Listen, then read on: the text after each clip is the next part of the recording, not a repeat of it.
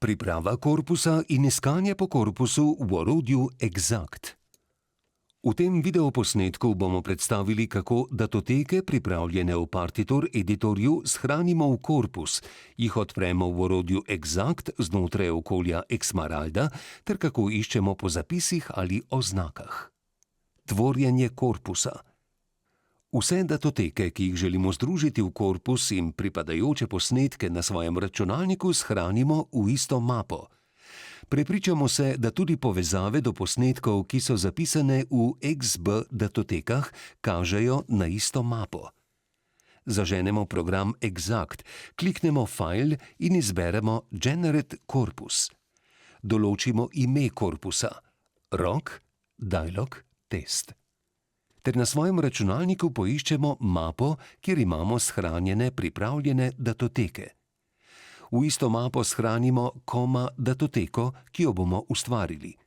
Določimo njeno ime. Avtomatsko ponujeno ime je enako, kot je ime mape. Kliknemo Save. Izberemo gumb Next. Sistem nam avtomatsko prikaže vse XB datoteke, ki se nahajajo v mapi s pripravljenimi datotekami. Če kakšne datoteke ne želimo vključiti, odstranimo kljukico pred njenim imenom. Ponovno kliknemo Next. V naslednjem koraku bomo določili segmentacijo transkripcij na besede oziroma izvedemo tokenizacijo. Odkljukamo možnost Segment Transcriptions. Kot segmentation algoritem izberemo Generic. Za vsako XB datoteko bo ustvarjena dodatna datoteka, pripravljena za odpiranje v programu Exact.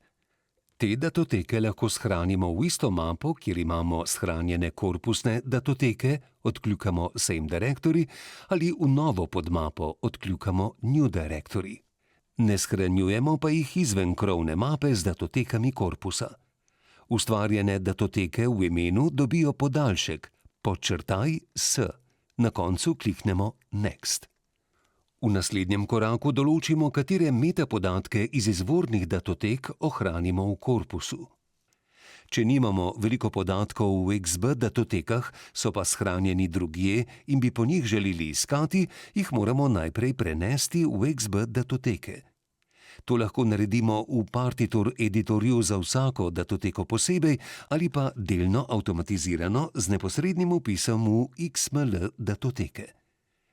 V zadnjem koraku pregledamo seznam govorcev. Avtomatsko so ponujeni vsi različni govorci, ki so bili definirani v naših XB datotekah. Kliknemo Next.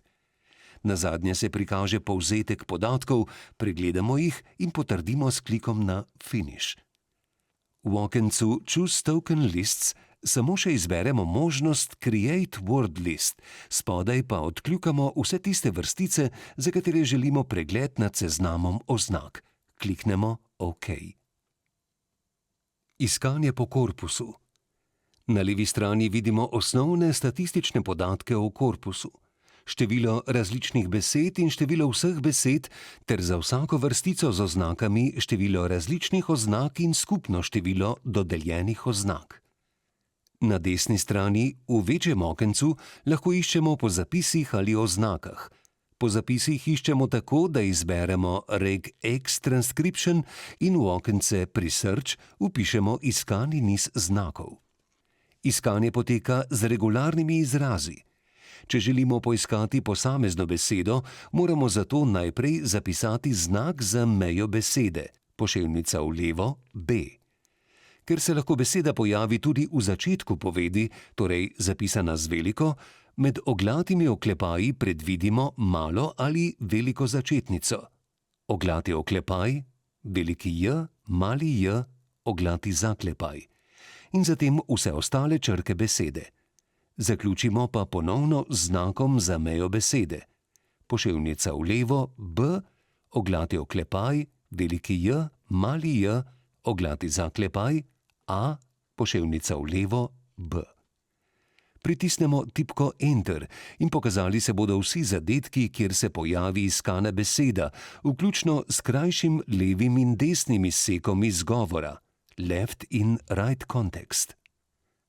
Na spletni strani Exmaralda pod zavihkom Help, poševnica Support, najdete dokument Regular Expressions s podrobnejšimi opisi. Če želimo iskati po dodanih oznakah, izberemo Regex Annotations, določimo vrsto oznak, po katerih želimo iskati, na primer sentiment. Če dvakrat kliknemo seznam pod Token List, se nam prikaže seznam vseh oznak, ki so bile uporabljene.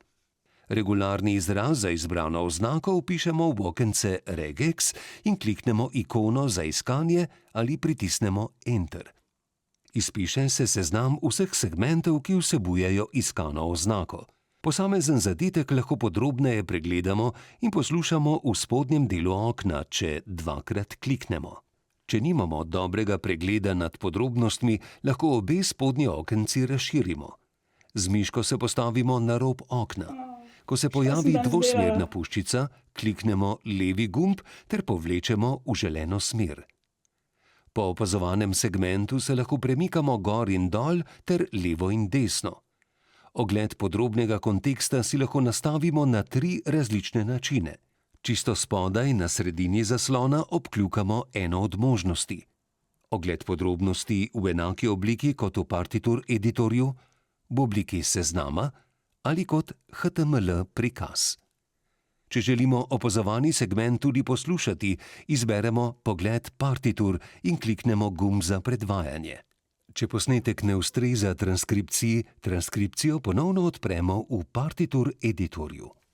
Odprlo se bo okno, v katerem piše, da je težava pri odpiranju datoteke. Spodaj kliknemo Edit Recordings, nato izberemo posnetke, ki so označeni z rdečo, kliknemo gumb Remove na desni strani okenca in potrdimo izbiro. Nato izberemo Add in dodamo posnetek, ki je shranjen v isti mapi kot transkripcija.